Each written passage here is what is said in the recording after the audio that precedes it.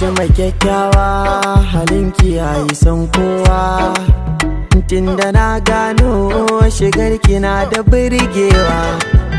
Tunda ke ka fito kin sa maza na harbewa.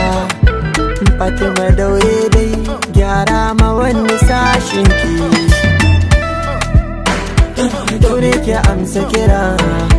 Fatima ce farar zuma sai ki amshi sallama, tunda min yi lallama. Fatima san ki ya jima yana ta mishi hidima. Lallai kina da kyau, lallai kina da kyau.